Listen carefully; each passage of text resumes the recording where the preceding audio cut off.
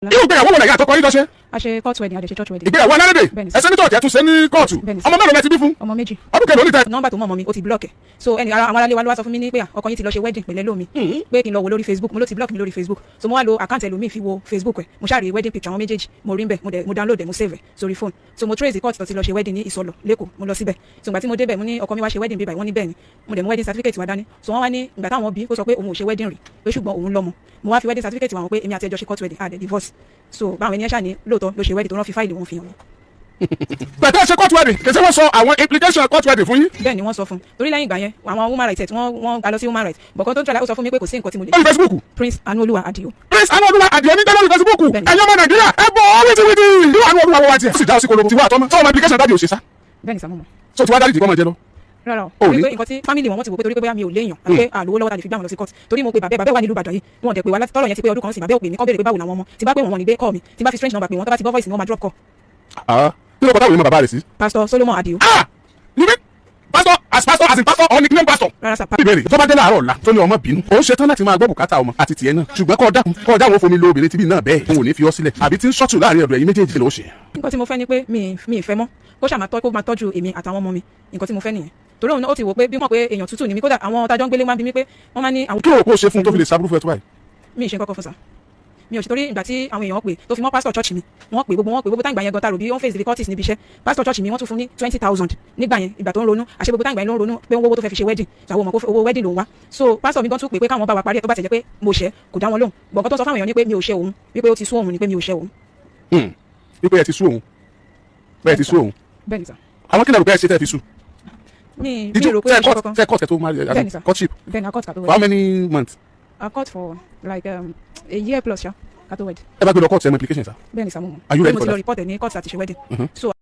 fídíò tí mo duet yìí ìmọ̀ nǹkan tó ṣe kámẹ́rà yìí tó ṣe báyìí anyway ẹ ṣáà tiẹ̀ ń gbọ́ mi kẹ́ ẹ ti gbọ́ mi náà ní kókó fídíò tí mo duet yìí about 4 or 5 people ló send ẹ̀ sí mi ní WhatsApp kí n tó upload ẹ̀ so now the message is now like won't you say what do you have to say I say kí ni mo fẹ́ sọ nípa ẹ̀ we were not there but the only thing tí mo kàn fẹ́ sọ ni pé ẹ̀yin tẹ́ ẹ jẹ́ alàgbà tẹ́ ẹ jẹ́ ẹ̀yin àgbààgbà nínú faith kí ni àwọn akitiyan tẹ́ ẹ ń ṣe láti kọ́ọ̀bù gbogbo orú nǹkan báyìí ẹ má jẹ́ ká máa fi gbogbo ara ríru eléyìí mọ́ nínú society wa èmi fẹ́ bìlífù pé àwọn counseling tẹ́ máa ń fún àwọn premarital people premarital counseling ẹ máa ní láti extend the syllabus àbí àwọn mímọ́ bọ́n ṣe máa ń ṣe counseling yẹn ṣóyé wa so ṣé ẹ kí ń sọ fún wọn ni wípé because we understand the fact that 2 people can make covenants but even at that we must make provision for one another that a human being is a sinner it is grace that save us man is a sinner oore ọ̀fẹ́ ló pa wá mọ́ tá a bá tiẹ̀ sọ pé nǹkan kan yìí ẹni yóò ní ṣe báyìí ẹni yóò ní tó bá by mistake ṣe kí ni tá a ṣe mo post iṣẹ́ ẹmọ mi pastor kan recently nígbà kan sọ pé kò tiẹ̀ sẹ́ni tí ó tiẹ̀ sọ fún yàn gan pé bóyá tí nǹkan kan tí ẹni yẹn bá kú in the next 5 years pé kí ni kéèyàn ṣe ikú gan is a extreme thing extreme ni kú ẹni tí ò kú tó kàn mí tì nǹkan kan tó ọ̀fẹ́ kí ni kéèyàn ṣe that time because ẹni tẹ́ ẹni kò ní ṣe báyìí èmi nìkan ni ó dúró tì tó bá lọ ṣe mistake yẹn what do I do I appreciate the fact that he said this to me but what if because of we are in the world of temptation and all of tó bá ṣe mistake how do I handle it èmi fi pé ó yẹ kí yẹn wà lára nǹkan tí a máa ṣe because tá a bá gbọ́ àlàyé elédìí yìí sìn ó ní ẹni yẹn ní òun ò ṣẹun wípé ó kàn sú òun ni gbogbo wa la mọ̀ bá àti ẹ̀mọ̀ tẹ́lẹ̀ àti mọ̀ ní ìsìn òbó máa ń sú ọkùnrin nǹkan tí studies sọ fún wa nìyẹn tó bá súra wọn ǹjẹ́ ẹ ní preparation tẹ́ ẹ ti prepare because tá a bá kíyèsí time yẹn làwọn èèyàn ò kí ń rí manage time pé wọ́n súra wọn yẹn ìní ọ̀pọ̀lọpọ̀ àwọn couple ò kí ń rí time yẹn manage time yẹn ni ọkùnrin máa ń misbehave ó máa wo obìnrin yẹn bíi kí lóun tiẹ̀ fẹ́ lára ilé after they have had several intercourse and all of that probably bí ó ti bímọ so by nature ó máa ń sún wọn tó bá sú kí ni kéèyàn ṣe èmi fi òpó yẹ kẹ́ include yẹn sínú syllabus because apart from obìnrin yìí ọkùnrin yẹn gan nísìn ó ti commit crime because bigamy is a criminal offence. Tá a bá wá sọ wípé ẹ má bínú, tá a bá wá sọ wípé nítorí ẹ̀ṣẹ̀ tó ṣẹ̀ nísìn pé kó jìyà ẹ̀ṣẹ̀ yẹn, who takes care of the children? Òun náà gẹ́gẹ́ bí ẹnìkan tó fìyàn kan lẹ̀ tó lọ bá mi, ìmí tó lọ rè bá yẹn, ìyẹn náà ṣu ṣe bọ́dún 4 lòun àtẹlé lò, ìyẹn lè má pé 2 years tó bò yẹn náà tún fi ṣu. Ọkùnrin tí obìnrin kan ò bá tó, obìnrin 10 ò lè tó. So kí ni preparation àbí I don't know how to put it, kí ni ìpèsè sílẹ̀ tẹ́ ti pèsè fún wọn? How do you prepare them to handle that time? How do you prepare them to handle the time of pé ẹ kàn sọ fún wọn pé wọn ò ní súra wọn títí tí ọjọ́ ayérayé ànípẹ̀kun, ẹ̀yin náà ni ó sì jọ mọ́ wà. Ẹ̀yin náà mọ̀ pé kò possible. You understand? Even if by mistake it happens, how do they handle it? Kí ni àwọn ntẹ́ ẹ ti pèsè lẹ̀ fún wọn? Even irú ọkùnrin yẹn náà ó lè dédé wake up kó máa wo ẹni tó fẹ́ ìyàwó tó fẹ́ pé kí ló ń wá dọ́dọ̀ eléyìí. Kò dẹ́ ń ṣe pé ni yẹn ṣẹ́, nature ló setting. Gbogbo nǹkan láyé ni law of diminishing return máa ń ṣẹlẹ̀ sí. Kò sí bó ṣe máa jẹ nǹkan kan ṣáṣáṣáṣá tí ò ní sún ẹ. So nígbà tó wá ló ti sú òun, in other words, òbó ẹ ti sú, kò mọ nǹkan tó máa ṣe mọ́. Finding someone else ó lè jẹ́ temporary solution o, by the time we come tí another person yẹn náà á sú. You understand? So I think that the religious bodies should take care of things like this, because tẹ́ bá kíyèsí gbogbo ìgbà tá a ti ń create awareness, àwọn tán ń kó ọkọ, tán ń dáná sun ọkọ, tán ń damí gbóná sún ọkọ, tán ń fọkọ lórí, á rí i pé kinní yẹn ti reduce tó bá tẹ̀ tí 100% wà remove from our society. Ìjọ́ wo lẹ tún rí i pé obìnrin kan dáná sun ọkọ rẹ̀, obìnrin kan gbọ́kọ, because wọ́n ti padà wá mọ̀ wípé gbogbo àwọn kinní táwọn fight fún yìí nature ni, nature ò ṣe fight. Because nísìnyí irú ọkùnrin yẹn nísìnyí bigamy tó commit nísìnyí criminal offence ni. Bẹ́ẹ̀ tó bá ti ní lọ́kàn, táwọn méjèèjì bá ti ní lọ́kàn pé a time will come in this union o, whereby the two of you might not even desire one another, you just want to stay away, because once you come together you start stepping on each other's toes. Ẹni tẹ́ bá súnmọ́, wọn lẹ́ni téèyàn bá sùn tìlẹ̀ yẹn máa ń jarun pálù. Ẹni tó ò mọ̀ rí kò lè ṣẹ́ ẹ́, ẹni tó mọ̀ rí tẹ́ ti jọ wà ṣe gbogbo ẹ̀ lẹ́ máa ṣẹ́ra yín. So tí time yẹn bá ṣẹlẹ̀, kí ni ká ṣe? How do we? Torí tèmi bá answer ẹ̀ scientifically nsìn, ẹni à ń sọ̀rọ̀ lòdì sí doctrine, but the point is kí ni tí doctrine yín gbé kalẹ̀ fún ẹ̀yin tẹ́ sọ wípé òbò kan okó kan, kí ni provision, let me put it that way, what provision does that doctrine make for this kind of situation? Òbò kan okó kan, okó kan kò gbúdọ̀ dóbò míì yàtọ̀ fóbò kan títí ayérayé. Tóbò yẹn bá ṣu tí ò dẹ̀ fẹ́ dó míì, kí ni provision tí doctrine yẹn provide tó fi ní sí wàhálà? Because I believe within my spirit pé irú ọmọbìnrin nísìn, the fourth person tó send video yìí sí mi, ó wá tag ẹ̀, ó ní this is one of the reasons tó ò fi fẹ́ marry. Mo ní tẹ́ ẹ̀ bá fẹ́ marry is a choice, kò yẹ kí eléyìí stop yín from marriage. Sincerely, àwọn kan fọ́ra wọn lórí, wọn gúnra wọn lọ́bẹ, those who will marry will still marry. Tó bá jókòó kalẹ̀ torí àwọn kan para wọn ò fẹ́ níyàwó, that's your personal business. But I see here that poor preparation, tó ọmọ bá fẹ́ ṣe ìdánwò, tẹ́ bá ti take ọmọ yẹn through the wrong syllabus, kò ń ṣe gbogbo ẹni tó ń fail exam ni ò kàwé o, don't forget. Tí course outline ti lecturer fún yín, àbí syllabus tí wọ́n fi study fún exam tó bá fi yàtọ̀ sí exam yẹn is as good as o kàwé fún ìdánwò. Àwọn tí wọ́n kàwé in line with the syllabus, they will pass. It's not as if pé wọn náà prepare, but you went through the wrong course. Now orientation àbí seminar tẹ́ máa ń fún wọn yẹn, how do you prepare them for a time like this? Whereby ọkọ ají kò fẹ́ràn ìyàwó ẹ̀, ìyàwó náà ají kó wọ́n máa wòra wọn bí ẹni pé kí mo tiẹ̀ wá dọ̀dọ̀ ẹni. A time like that will come because of nature. What provision do you give to them? 3 solutions tí studies sọ fún wa. Àkọ́kọ́, tó yẹ pé that time tó oko ti sú, òbó ti sú oko, because bẹ́ẹ̀ fẹ́ bẹ́ẹ̀ kọ̀, òbó ẹ máa sú ọkùnrin. Èyí tó lọ fẹ́hùn náà, òbó ẹ̀ á sú yẹn náà. That is the real life. That is the reality. Because when they take you through theory and you get there, you are facing practical, you are facing reality. How do you handle it? The first time, we can give a gap. Irú ọkùnrin yẹn tó bá yẹ kó ti nírú orientation yẹn ni pé a time will come in that marriage whereby obìnrin yẹn á sún ẹ. O ti owe ẹ ní obligation already. Even tó bá sún ẹ, you find solution. You can give yourself gap. tó bá rí póbìnrin ní ẹ o ti ń sú ọkọ ẹ ti ń ṣe find a means, just travel, stay away from him. O lè lọ sọ́dọ̀ àwọn family ẹ̀, tó bá lọ́dọ̀ àwọn family tiẹ̀ o lè sọ pé o lọ ṣàbòsí ni, go to his own family, go and spend days there, so that time yẹn gap yẹn tó bá miss ẹ àbẹ bá miss ara yín, definitely the love is ignited again. Tẹ bá lórí ọ̀fẹ́ àwẹ̀, you can fast at the time tẹ fi ń fast yẹn, you stay off one another. tó bá dẹ̀ lè ṣe yẹn, tó bá lè ní òbò mi, because ara nǹkan tí máa ń ṣàjò kó o ní òbò mi. Mò ń sọ fún yín, ẹ̀yin lẹ sọ pé ọkùnrin níyàwó méjì mẹ́ta mẹ́rin, yín lẹ sọ dàdọ́tírì, kì í ṣe ẹ̀ṣẹ̀. Bẹ̀ ọlá wípé wàhálà tí máa ń wà nínú rẹ̀ ó ná ṣe tààgẹ̀ ní doctrine, ṣe ní doctrine religion kan ṣe pé sin is not a sin. Do you understand me? Torí ẹ̀yin ni àwọn ọkùnrin míì, because òbò míì tókùnrin míì lọ dó yẹn gan kì í ṣe kó nígbà míì toró nífẹ̀ẹ́ ìyàwó rẹ̀ ló ṣe lọ dóbò, because òbò lé yẹn kò lè okó ẹ̀ mọ́. Torí nǹkan tí study sọ fún wa ni pé variety is a protective factor nígbà tá à ń study erectile dysfunction under men's psychology and sexual nature. Many erectile dysfunction are not medical, they are psychological. Ọpọlọ ni, tí brain bá ti tẹ bọ́tìn pé òbò yìí náà mo ti ń dó láti 10, 20, 15 years, bọ́tìn yẹn ó ti use mọ́, so ó ti wà used mọ́ òbò yẹn, tó bá yá law of diminishing return á ṣẹlẹ̀ tó yẹ pé desire yẹn máa drop. So another way tó lè ṣe tó bá lè charge ọkọ ẹ̀, because ọ̀pọ̀lọpọ̀ obìnrin míì tọkọ ẹ̀ tó bá rí pé ọkọ òun lọ dóbò, time yẹn ló máa bínú.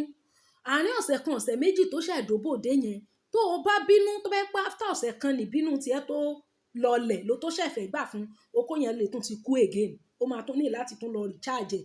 So àwọn òbò tán wá ń dó níta yẹn, àwọn yẹn náà chipping ara wọn.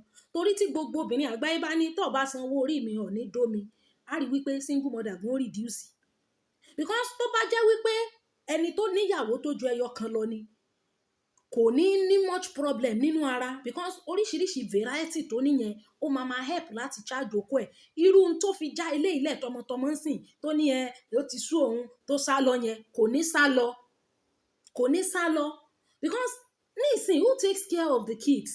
This lady now tí gbogbo age ẹ̀ báyìí ti ń bá mo bun tán bóyá 30 something ni, at a very early stage in life, for her to face things like this, it is not her fault. According to nǹkan tó sọ, ó ní bàbá ọkọ òun yẹn wípé pastor ni.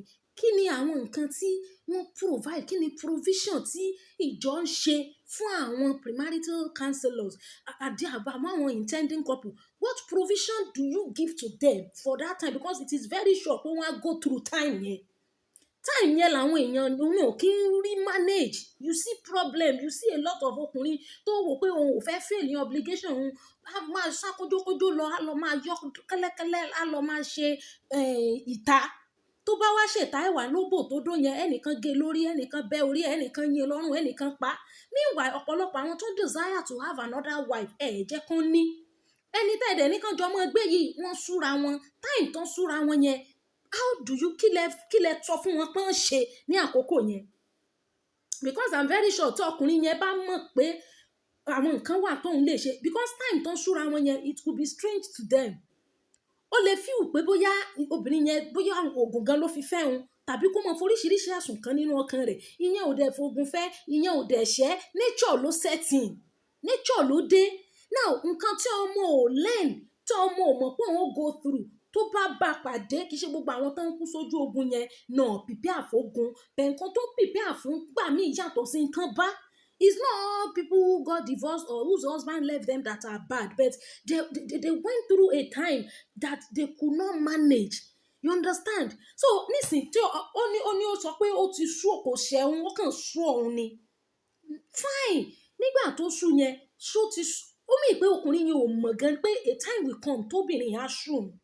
Because bí ìfẹ́ ṣe máa ń gbóná at the beginning of pé wọ́n jọ bẹ̀rẹ̀ yẹn, ó máa ever imagine pé a time will come tẹ́ pé ẹni tó fẹ́ máa ń rí ní gbogbo ìgbà, tẹ́ pé tó bá rí o lè wá òkè, wá dà pé o tiẹ̀ fẹ́ rí mọ́. It is nature. How well are you preparing them? Èèyàn tó bá fi àkókò yẹn bóyá ó wá torí ẹ̀ ó wá lọ lé èèyàn míì, ó lọ ní èèyàn míì tó fẹ́, ìwọ míì tó fẹ́ náà mọ̀ pé a time will come, ìwọ náà á sú. Òun gẹ́gẹ́ bí ọkùnrin, òun ló máa mọ bó ṣe máa manage ara ẹ̀. Ó ló mọ bó ṣe máa work around ara ẹ̀ tó fi ní fail in his obligation. Tó bá yẹ pé nìkan yẹn ní kéèyàn mọ́ dúró tẹ nìkan because of wàhálà. You know, when you keep women together, women don't love themselves. women are not good to be kept together, especially tó bá ti jókòó kan ni wọ́n dó wọn lè fẹ́ràn ara wọn, you understand. So wahala of keeping women together ó lè má fẹ́ mú lọ béèyàn míì, bẹ́ẹ̀ kí ni preparation tẹ́ ṣe fún wọn. Scientifically nsìn, science told us that you guys can give gap, bẹ́ẹ̀ ọkùnrin tó o ti sú already, òbó ẹ ti sú already, o fún látẹ́gùn kátẹ́gùn fẹ́ sí, o fẹ́ tún take freedom ẹ pé dandan àfi lá kó ṣáà wà ẹ mọ́jà, kó ṣáà fẹ́ fagídí wà mọ́jà lọ́dọ̀ ẹ, you understand, you are not helping matters, you are not helping him. Tátẹ́gùn àlàáfíà bá fẹ́ bóyá bí ó bá travel, you just give yourself some gap. Atẹ́gùn tó bá fẹ́ yẹn can make him to desire you again, you understand, á wá dàbí tuntun. But in a situation tẹ́ pé ẹ̀yin náà ẹ̀ fẹ́ kó tiẹ̀ kọkùnrin tiẹ̀ jáde, kátẹ́gùn tiẹ̀ fẹ́ sí, kó tiẹ̀ bá wọn kan sọ̀rọ̀, kó tiẹ̀ rẹ́rìn, ìyàwó mi báyìí ọkọ ẹ̀ bá ń báyàn sọ̀rọ̀ báyìí ó lè mọ̀ tọ̀ sára. O dẹ̀ mọ̀ wípé bóyá nípa bíbẹ́ni sọ̀rọ̀ gan ló fi ń relieve stress ẹ̀ tá fi ráyè keep wọ́. Do you understand it? So this is a challenge. Now for this video to be helpful, the premarital counselor should please expand the syllabus yín, because gbogbo àwọn tẹ́ ẹ so pọ̀ inú wọn ò dùn, they are not happy. Èyí tá a rí là ń sọ yìí nísìn. Expand your syllabus. Ẹ má dúró sórí wípé dandan báyìí náà ibi gbogbo ètò ẹ̀ ń sọ gan àkúkú mọ ibi tẹ́ ẹ ti rí, it's not written anywhere. So please include this, that tí àkókò yìí bá dé tó wọ́n súra wọn, kí ni tán lè ṣe. Time yẹn náà ń rí manage, tẹ́ bá kíyèsí a lot of issues, time tán súra wọn yẹn wọn ò rí time yẹn manage, because ó bá wọn míì lójijì pé ẹni ìṣe pé òun tiẹ̀ lè sú, ẹni tó lè má béèrè, òun tó lè má sọ pé wọ́n ń kọ́ all of those things, you understand, which is normal. So please try as much as possible. Gbogbo wọn kúnlẹ̀ kí ìyá ọkọ wọn kúnlẹ̀ kí bàbá ọkọ yẹn, kò sẹ́ni tí ò mọ bọ́n ṣe ń kíyàn, bẹ́ẹ̀ ọ̀rọ̀ okó àtòbò ẹ take care, very important, you understand me. Nígbà míì gan tó kó àti òbò tó bá wà in good time nínú ilé, even tó bá súnra wọn, bonding tó ti create as at the time yẹn tó ti jọ wà pọ̀ tó tí ì sí pọ́n súnra wọn yẹn, bonding tó ti create yẹn kò ní jẹ́ kí wọ́n lè let go easily. Even ọkùnrin lè má choose option pé òun ní ìdòbò mi at that time because of the bond, pé àkókò tí wọ́n young tó ń kán lè dóra wọn dáadáa yẹn, wọ́n mọ ẹlòmíì ìfèdèfọ̀ ní ọmọ fèdèfọ̀ yọmọ ka bíbélì mọ̀ ṣe sóòru ni, you understand, mi ò ní ẹ mọ̀ ka bíbélì ẹ mọ̀ ìṣòro, but there is time for everything, time tó yẹ kẹ́ ẹ dóra yín kókó mọ yòbò kẹ́ ẹ wà okay, kẹ́ ẹ dì kan, kẹ́ ẹ bond, kẹ́ ẹ di one. Sex gan ló ń make èèyàn one.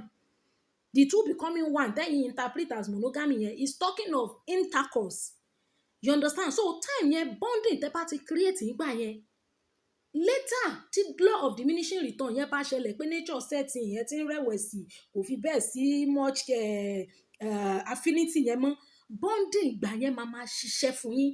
Òbò tí irú ọkùnrin yẹn gan bá dùn at that time, òbò yẹn òbò giver ló máa jẹ́, nítorí wípé yẹn fòbò ẹ̀ tàfàlà, kò nítorí ẹ̀ fẹ́.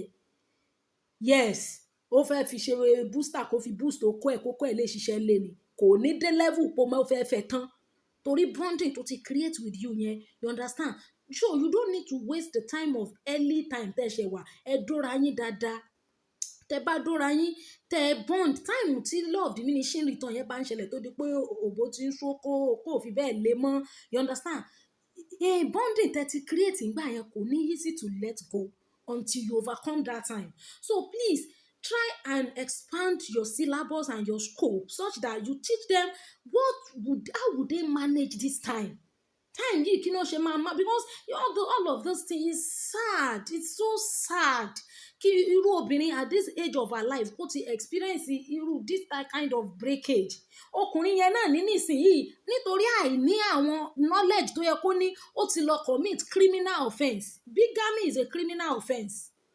Tó bá fẹ́ ṣe registry, tó bá ti lọ registry pẹ̀lú èèyàn kan, tó bá fẹ́ ṣe another registry, ó kọ́kọ́ gbọ́dọ̀ divorce the first one yẹn náà successfully, kó o ní certificate of divorcement lábẹ́ òfin. But inú ẹ̀mí, in the spirit, I believe wípé tí ẹni tẹ́jọ fira yín lẹ̀ bá ṣì wà alive, o ò lè ṣe another registry. But ní abẹ́ law of Nigeria, once tó bá ti ní registry kan, tó bá tún lọ rèé ṣe mí, is a criminal offence. So now look at lack of Bible says people perish for lack of knowledge. So I don't know, please, the religious people, especially those ones who stand on monogamy, please, when monogamy get to a stage that we are tired of one another, what do we do? I think that should be a course alone for you to give people so that wọ́n á mọ bọ́n ṣe máa manage time yẹn. Ṣùgbọ́n tó máa sọ pé nìkan máa dówọ nìkan títí ọjọ́ ayérayé ànípẹ̀kun, wọ́n á kó bẹ́ẹ̀ ni. Torọ́jọ́ tó bá rí pé nìyẹn lọ dóbò mí wá kẹ́rù kó lé ẹ̀ náà, you go lose. I'm telling you, ilé tó ti kúrò kò lè dàbí ò lè padà wá bẹ̀ mọ́. Kó tètè gbọ́, you can't come back to that house again. So buckle up and build resistance. Train your heart. Tó bá mọ̀ pé o tí ready láti rí gbogbo eléyìí, rọra máa ṣe celibate. That's why I talk about celibacy so much. You understand? Because mo mọ̀ pé it has a lot of advantages. Tó bá ti wá build resistance tán tó ti feel pé yes, come what may, the grace of God is able, then you can then go ahead. Bẹ́ẹ̀ kó wá ní mentality wípé ẹ nígbà náà ni àwọn méjèèjì yóò sì jọ wà, ikú ni yóò sì yà wọ́n, bó ti ẹ̀ pé ò sí nínú Bible. Ọlọ́mọjọ́ tàrí ó ní problem because òbó ẹ máa ṣú. Tí ò bá, and option tó máa ń tètè ń yáwọ́ jù fún àwọn ọkùnrin oníkan róbò míì tàbí kan ríyàwó míì. Irú àwọn Muslim friends wá ń sìn wọn sábà ní problem in line with this because ìyàwó ti mọ̀ pọ́kọ òun lè ní multiple partner women. So please let us balance all of those things so that there will be peace in the society. Irú obìnrin yìí sìn ṣó lè jí láàárọ̀ kí ọkàn rẹ̀ ó súre. Wọ́n ní ìní ṣépè ìní ṣàdúrà àmẹ́nu mi ò ní gbófo.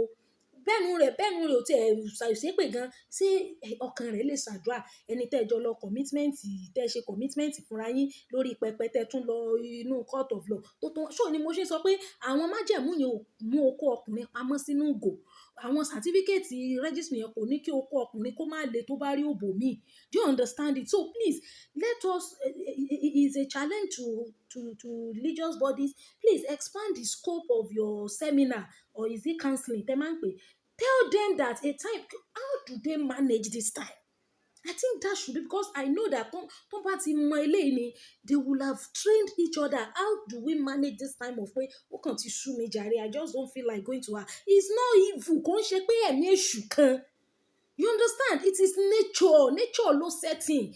Kí ni provision tẹ́ make to manage that time so that àwọn nǹkan yìí ò ní máa fa wàhálà. You understand? So God will help us, and we pray that this lady, God Almighty too, will help her. So mi ṣẹ̀ṣẹ̀ fẹ́ duet video yẹn pọ̀ because ó ti máa wà too long. So let us know this and know peace, and as many people that we have around us, let us teach them the right thing so that they will not just be living. You say your husband did this, you stay away from him. Do you know what is happening in the world? Ṣó mọ tó ń ṣẹlẹ̀ nínú ayé? Tó yẹ pé if you go there, you'll be able to manage yourself. You understand? So God will help us, and ẹ má jẹ́ ká gbàgbé Ọ̀yọ́ model alternative therapy fún àwa tá a bá nílò àgbo and some other things. 08068220707 òní nọ́mbà Ọ̀yọ́ model alternative therapy. Then the day that we will do live stream, I will create awareness for it so that we can join us. Thank you so much, guys. The Lord bless you.